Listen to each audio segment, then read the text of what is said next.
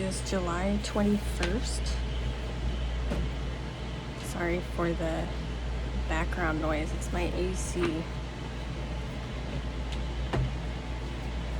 I went to Tuesday morning prayer, and today it was Visio Divina. So instead of focusing on a scripture passage, it was a visual, and they gave us 3, and you pick one, and that's the one I picked, and you just dwell on it and think about it. And it didn't take long for me to dwell on it until I started crying to myself, because it reminds me of pets.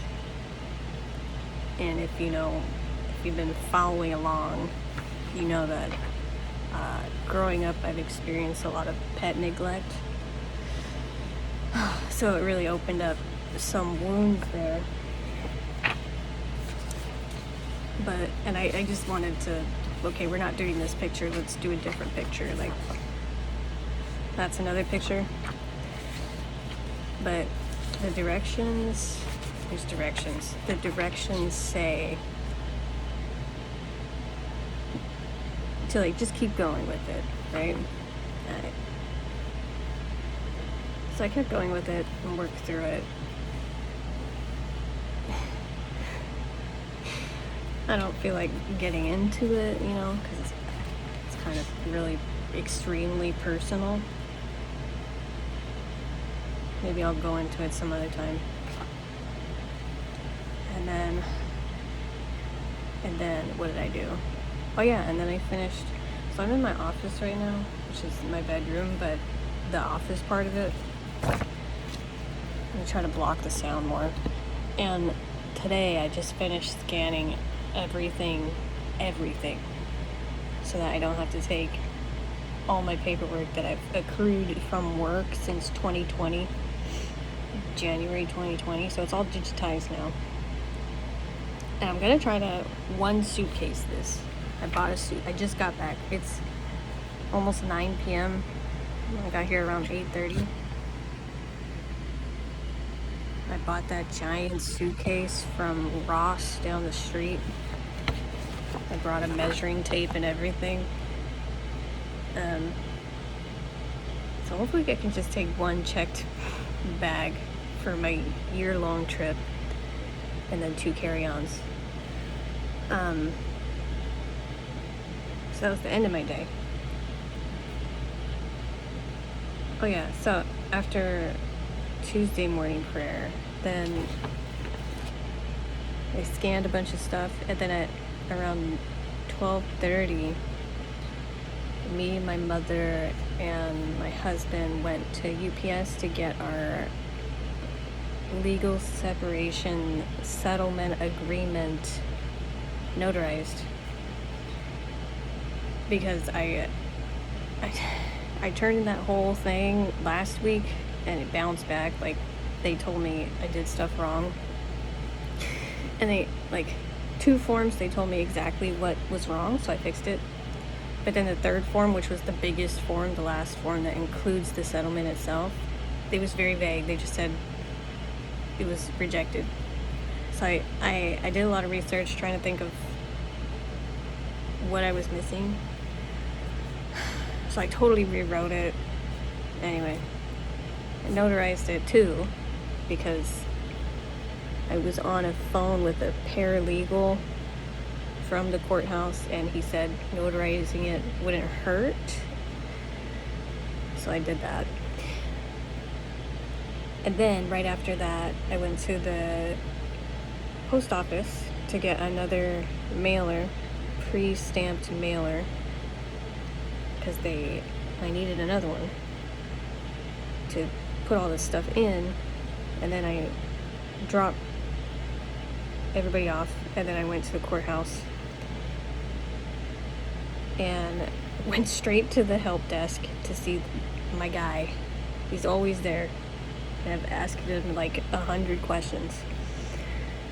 And again, there's another thing where he was like, it's this. And I'm like, are you sure about that?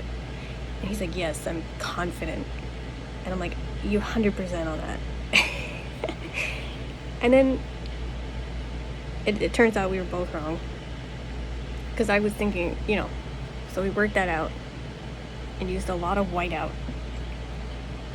And then I tried to think of everything, and then went back downstairs and paid for copies there.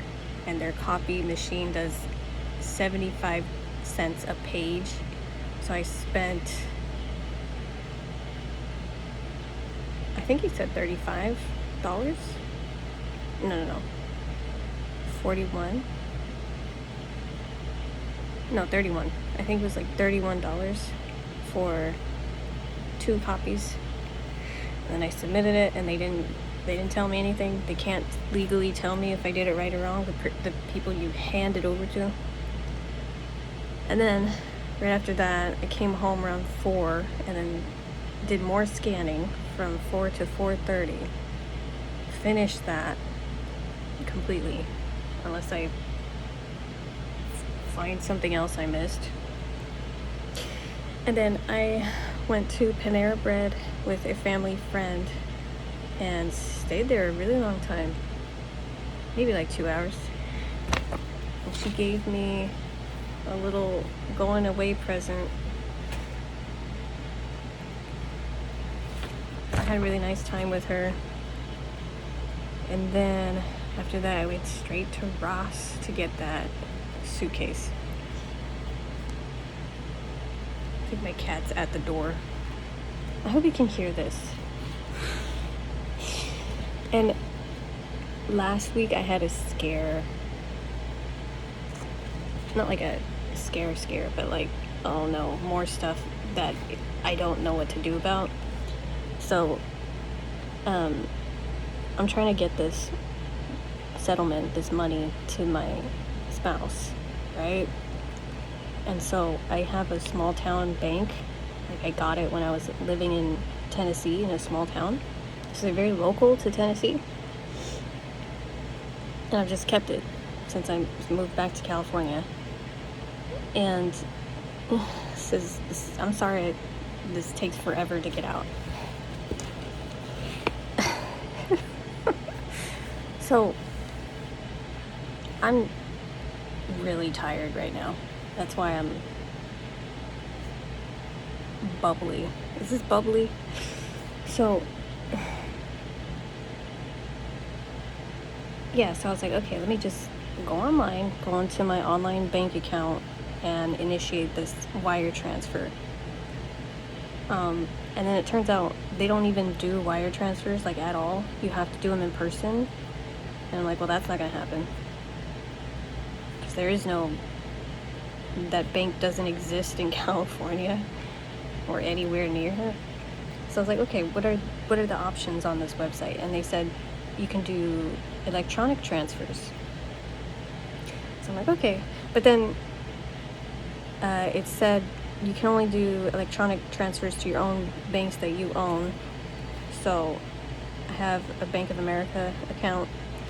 So I'm like, okay, I'll first wire it to myself, and then from Bank of America, wire it to him. So I filled out the online form and everything, and it said, okay, it went through, and give it like 3 business days. I don't even remember. And I just set it and forget it. And then like 2 days later, I get an email saying my small town bank account was completely suspended and the transfer was canceled. So I called them, like, what is happening? And they said, oh, it's because it was flagged as fraud. So you're locked out of your account. Like, I was locked out of my account. And you can't use anything. You can't even look at your account anymore. And it's gonna stay locked until the transfer goes through. And I'm like, okay, how do we make the transfer go through? Because they said, I asked, like, well, what, can't you just cancel the transfer? And they say, no. If it's canceled, you're gonna stay locked out of your account forever. Until you visit the bank in person.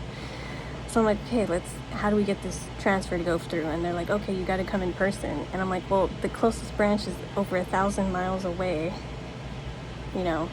So they said, okay, we'll talk to our fraud department. So, and then the fraud department was like, okay, send us an email to like a really long email that I've never heard of.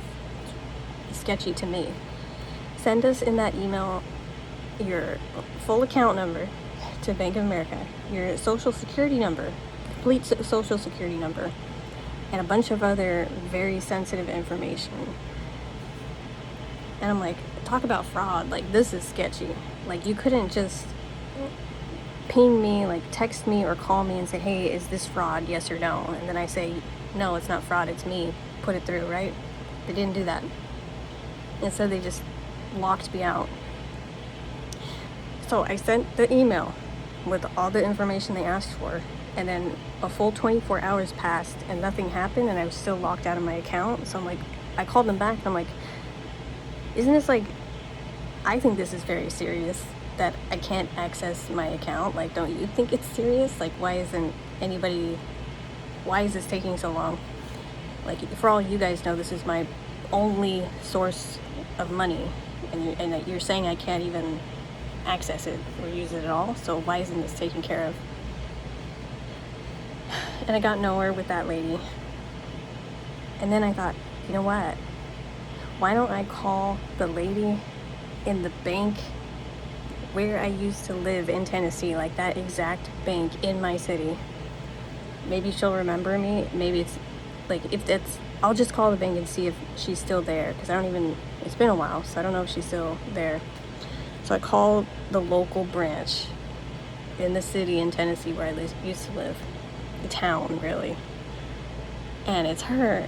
And I explained the situation. She's like, oh yeah, I remember you. I'll look into it. And it's Friday, okay? And Tennessee's 2 hours ahead, so she's about to close for the weekend. But this woman was a godsend. And she called the fraud department and all that on my behalf, and then called me back and said, I got it all taken care of, and your account is unlocked and you can try the transfer again, and now they won't flag it. So that's still pending, but I am in my account now, and I've gotten no like account suspended emails again, and if I do, I'll just call her back.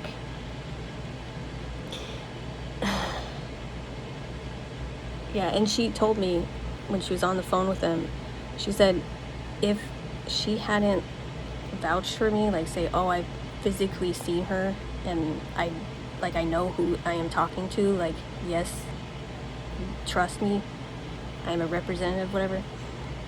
She said they were just going to keep it in limbo. Despite all the information I sent, they still weren't going to let me back into my account unless I went there in person. So that's wild. So it's Tuesday night. Yesterday, all I did was scan. I scanned from the time I got up to the time I went to sleep, and I didn't do anything else.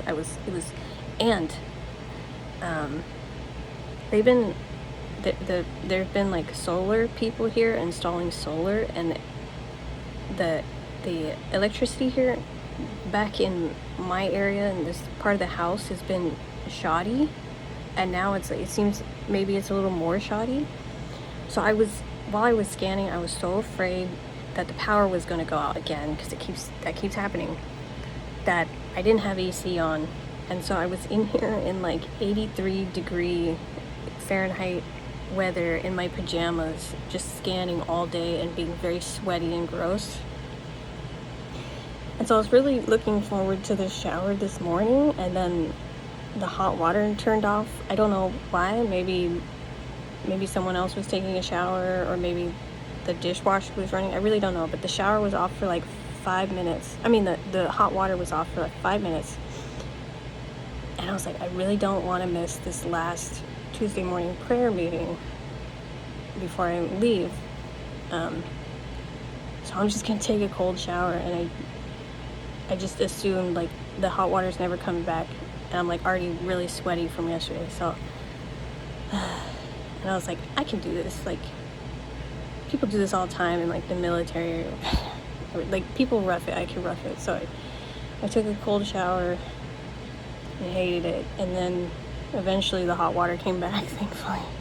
But I still didn't get as, like, the hot water. I really need it for my face because I don't use any skincare product or anything. I just use hot water on my face in the shower. That's the only skincare I really do. And so it's Tuesday night. Tomorrow is basically going to be taken up by friends all day to say goodbye and whatnot. And then I guess Thursday I pack. And then Friday morning I leave.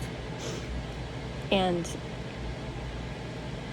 I don't know if it's been a while since I did a last video, but I'll say it here if I didn't before. I'll just say it briefly because I'm pretty sure I said this.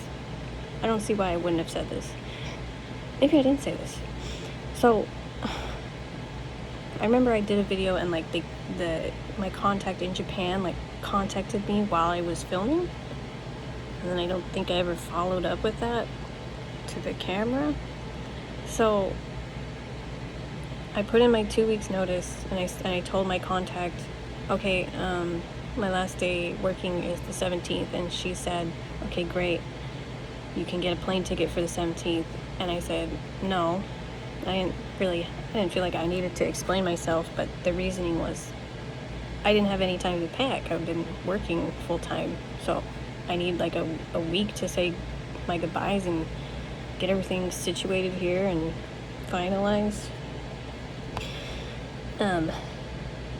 So she's like, okay, but just, try to get it as soon as you can because the contract date is July 1st.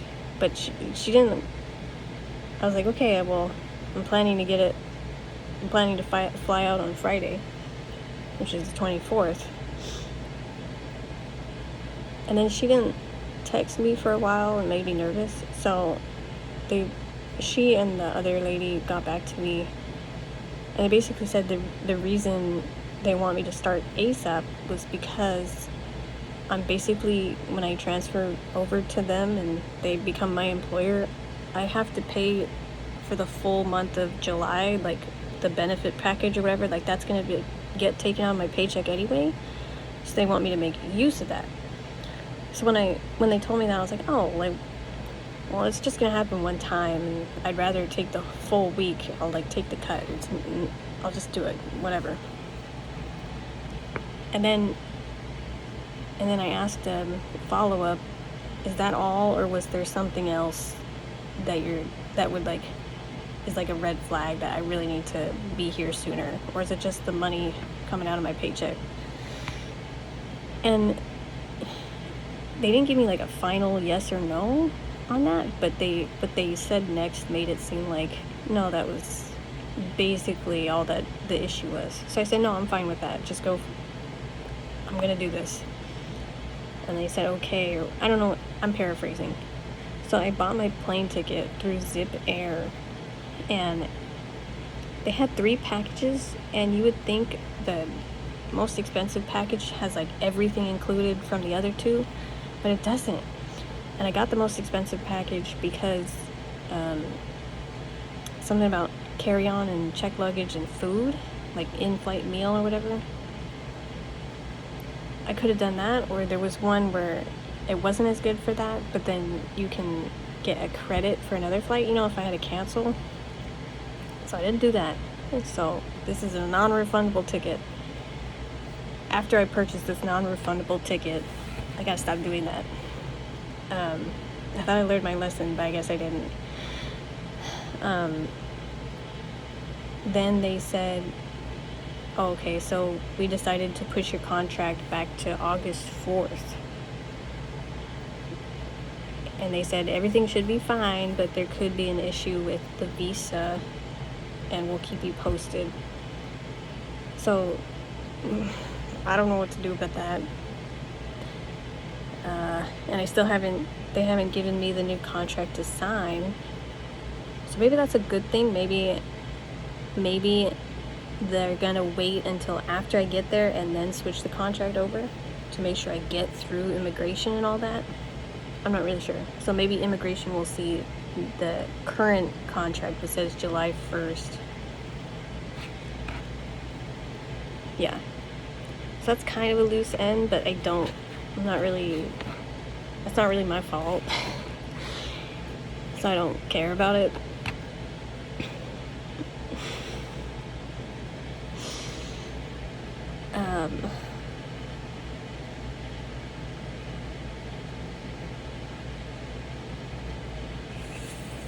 Yeah.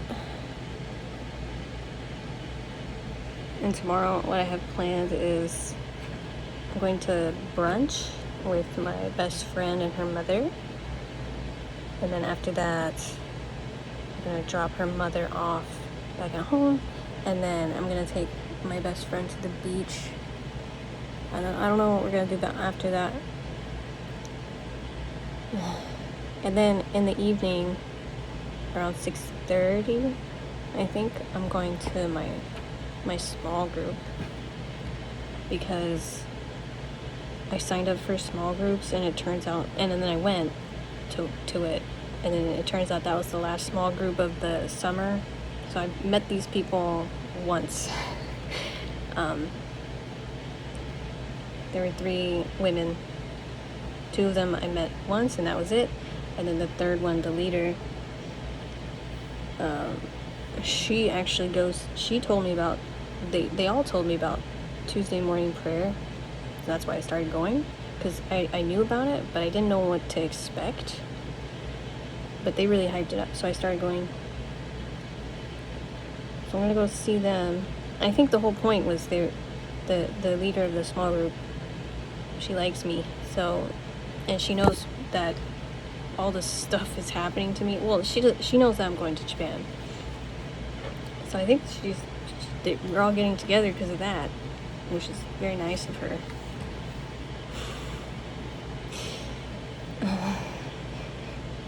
And then Thursday, I'm supposed to meet with my other friend, but she lives far away, so I don't know if that's actually gonna happen. And this friend of mine bought me a French horn years ago, like, I don't know how long ago, like 2 or 3 years ago, and I used it once. And I used it because she's like, oh, can you take a picture? Because she bought me a French horn. I think a little kit came with it, and then she bought me like a mustache that you put on the mouthpiece. And she's like, oh, send me a picture of you playing it with the mustache, I want to see. So I took it out of the case like once to do that. More than once. I definitely played with it for a little while. But obviously I don't have those muscles anymore. So it sounded bad. And then I put it away for a while, and then I'm like, you know what? I feel inspired to try to play it. And then it broke, like, in 2 different places. Like, broke. And then I looked up music stores near me, and there were none. So, because I lived in a very small town. So it was going to be like a 2-hour drive for them to fix this, honestly, like, crappy instrument. Like, this was made in China. Like, it's not a good quality instrument. So she's supposed to pick it up and fix it for me, because I didn't want to tell her any of this, but enough time had passed where she's like, so what's up with that French horn? And I'm like, it's just sitting in my closet. And eventually I had to tell her, like, yeah, I don't play it and it's broken. And she's like, oh no, I'll fix it. I'll take it somewhere to be fixed. And I'm trying to say nicely, like, I appreciate the gesture, but I really don't want it. But she's insisting, so. And it's taking up valuable space in my closet. So hopefully I see her Thursday, and then I'll give it to her.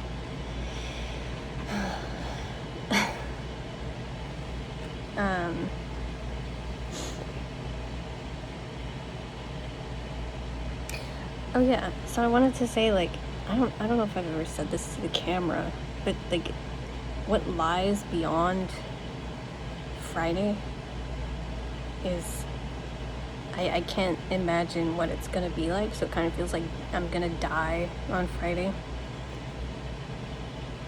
Because yes, I visited the country before in October of 2025.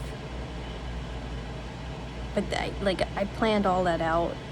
You know, it was like a honeymoon, so it was sightseeing, and you know, I knew I was going to come back after 2 weeks, so I packed for that, and accommodations and all. This is like a completely different thing. You know, I'm going to be working there. I'm going to like put my roots down there, sort of. And I'm going to live in a place I've never seen in person. I've seen pictures, and I don't know who's going to be there or what to expect and all that. And side note related is this family friend I saw today. She was warned, you know, hey, be careful about trafficking out there. And I was like, yeah. I was trying to think, like, because I can't bring like weapons or anything on a plane, so any type of self-defense, pepper spray, whatever, I'm gonna have to find out where to get that in the country, or if they even, I don't know their laws or anything about that, self-defense and stuff. But I've already been thinking ahead of, like, I don't think I'm gonna go anywhere out at night by myself or go anywhere during the day unless I know exactly where I'm going, at least for a while. I really don't know what to expect people-wise either, because I'm going alone. I don't know anybody, not a single person. And I realized all the Japanese I had learned for the honeymoon trip, I've basically forgotten all of it. I kind of know the alphabet still, but it takes a really long time to like sound it out. So I downloaded the Google Translate offline version. I plan to use that a lot, and I plan to use ChatGPT a lot. And I downloaded Google Maps offline. I just almost as wide as I could go for like Japan, from like Tokyo to Narita. That whole thing is now on my phone, like downloaded. And I guess the main thing I'm most concerned about in that section, that part of all of this, is I've never hailed a taxi, even in America. Maybe I can just get an Uber in Japan, because I'm gonna have this huge suitcase. I can't take that on the train.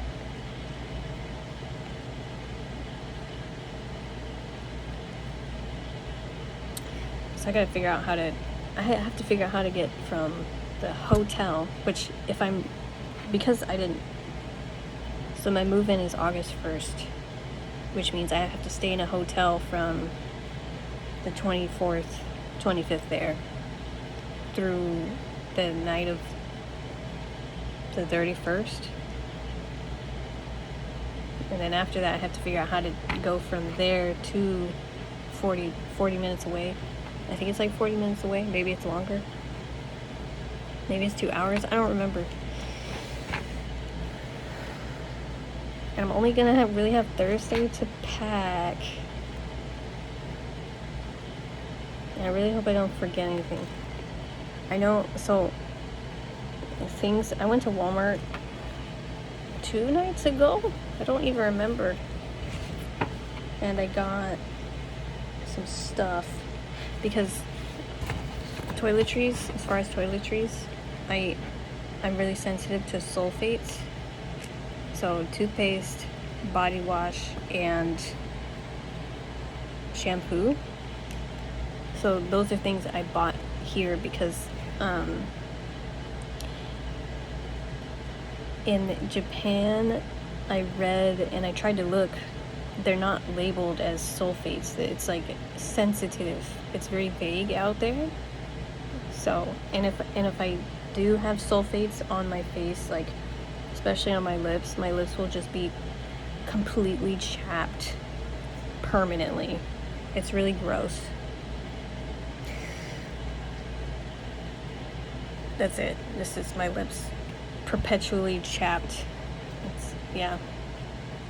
And I feel like a baby, like a toddler who doesn't know how to take care of himself.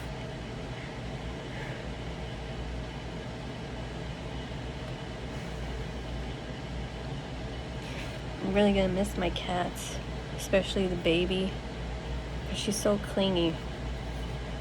And I feel really bad. And I really, really hope that she opens up to my mom and dad, because they love her. They think she's adorable. And they're always trying to talk to her and get her attention, and they want to pet her and stuff. So I really hope she opens up to them and doesn't just stay in my room 24/7, just miserable.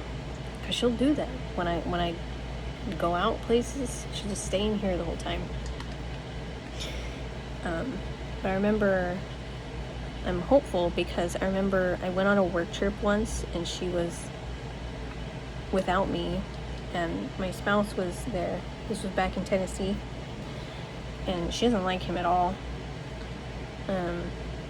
for reasons. But I was gone for so long that she even approached him and was like demanding attention. So I feel like if she can do that with him, she'll do that with my parents. Oh, and then this video is so long. Last week,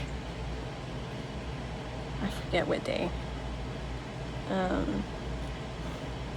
my brother started taking his medicine.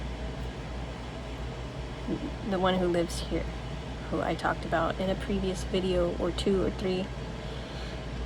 And the catalyst, the trigger for that, was my dad and him went to Ralph's for food or something. And my dad's very talkative and loves to talk to strangers. I think he would be a great greeter at church, volunteer to greet people, one of those people. He'd be perfect for it, but he doesn't go to church. Anyway, so he talked to a cashier that he recognized, and she opened up to him and said she tried to off herself the other day, and he had words of encouragement for her, and then they parted ways. But then my brother, heading out of the store, he was like, why didn't you should tell her about church or something like that. So my dad was like, okay, and he went back and told her about church. And I don't know I don't know exactly what he said. Maybe he just suggested it in general, like if you never tried church, maybe you should try it, or if he was promoting the church I go to, I don't know. So then he came back out to the car, and then my brother said, okay, I can start taking my medicine now. And I know all this because my dad told me it, because I went out into the living room at night thinking nobody would be there, and he was there, and then he held me hostage in a conversation I didn't want to be in, but it was okay. I understand it was a big deal for him. But I also, it's that's great, but that doesn't mean everything's fixed now. He could take his medicine once and then not do it again. I don't feel this is it. I don't want to give it more praise or what do you call it? There's a word. Why am I so difficult?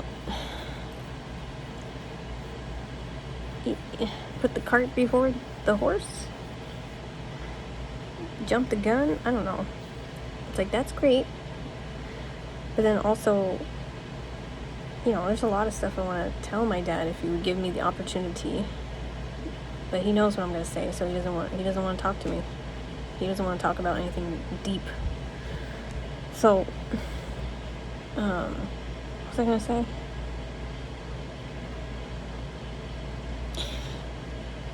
But he told me the story, and then he was, expecting me to say something.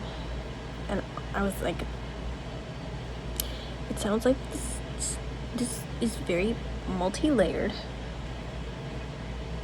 And then he's like, well, what do you mean by that? And I'm like, well, I think it's interesting that you would promote church and you don't go, so maybe you could go, maybe, and this is how I said it to him, tiptoeing, because, it seems like you're going through a lot by yourself, which seems like it would make it a lot harder than going through it with other people, and having people to talk to. And then in this conversation, he brought up, oh, I'm going to see a psych, and I'm like, okay. And I told him, I don't like psychs, because to me, a psychiatrist is someone who lets you talk for 30 minutes and then say, okay, here's your prescription, get out of my face. And I told him, I feel like you need someone, a therapist would be better for you. You need someone you can vent to. There's a lot of stuff you could vent about and talk about and just get out. And I told him I'm concerned that a therapist will just slap a Band-Aid saying, here's a pill, and that's it, and not address the core of the issue. And he has since had that appointment, and he talked about it a little, and it seems like that's exactly what's happening. The doctor gave him a new medicine, and that's it. So, can't force him to do anything. He's got to want to do it himself, and I don't know if he's ever going to do it. And I think both my parents should go to couples counseling, couples therapy, because the way they talk to each other is just awful to listen to. And I think they could just really benefit having my mom's more open to hearing me talk, give advice or suggestions, hey, what about this? Wait, why don't you guys try this? And I think I mentioned what happened at the movies. Hopefully I mentioned where my parents got into a fight and I mediated and squashed the argument. But then my mom called back to that or something. Maybe I'm misremembering, but she was like, yeah, we need, I wish you were there more to be the in-between for us. And I'm like, no. See, I couldn't get this out to her fully because a distraction happened, but I'm like, that is a huge red flag. That's something you guys always did, and that's why I'm who I am today. That is not good for me, and you need a third party. You need a professional who you pay for, someone with a license, not your daughter. But I couldn't get that all out. But I just emphasized, no, you need a professional. I don't want to do that. Absolutely not. So yeah, I think it would be perfect. Because, I don't know if I mentioned this, but me and my spouse went to one couples counseling session, but it was too little too late for me to resolve anything about our marriage. But I feel like he got a lot out of it because, it seems like the consensus online is that men will do anything except go to therapy. And there's definitely a lot of stuff he could use therapy to work through with people in his life and how, yeah. And he was actually he seemed to like really enjoy the experience of like venting to a third party. And yeah, it works. I think therapy works, and especially like it was a couples therapy format, and I like the vibe of that, you know, not the situation but the vibe of it. So I think my parents could really benefit from it. And then maybe concurrently, maybe someone could do all of it, but hoarding therapy specifically, because even my therapist was like she, like, that's all she was telling me, because I was trying to get advice from her on that specific thing, but she's like, no, that's like a very specific disorder that you need a specialist who's trained in hoarding therapy to help you with. How my parents, or even me. And she told me about NAMI. I keep forgetting to look that up, but it's like a support group for, I don't know, I gotta look it up. But she, my therapist, who I had my last session with her last Wednesday, on the 15th, I think, she really opened, she made me see a lot of things, like a couple things, the really important things. This video's way too long. Like, one,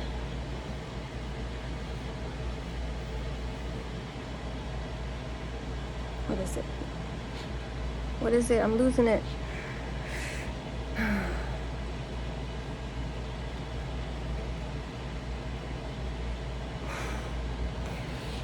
One, about the neglect. If the pets are being neglected, then surely the children are being neglected, right? So she said, and we didn't really like get into that ever. Like, if I had stayed with her longer, we might have. But it's like, I need to like think about how I was possibly neglected. And she like gave me some examples of how to like think about that. Like, go back to your earliest memories, and when you needed something or you were in trouble and needed help, like, what was it like? What do you remember happening and stuff like that? And then two, after I told her a bit of my parents' childhood, what I know of it, she's like, it seems like it's, after the little bit you've told me, it seems like they were neglected as well. So it would make sense that they don't know how to care for you properly. So it's like this perpetuated cycle of neglect just because they didn't, you know what I mean? I don't need to explain it further. But then this goes back to this image and what it made me think of. I'll tell you, the first thing I wrote was, God would certainly know how to take care of his quote-unquote pets. He would never ever neglect them. Anyway, I wrote a lot more, but that's all I'll say for that. And so that really opened a wound for me. Anyway, I'm gonna stop talking because I need to take my contacts out, and I need to, my face is really oily, so I gotta do this, and then I need my Metamucil. So good night.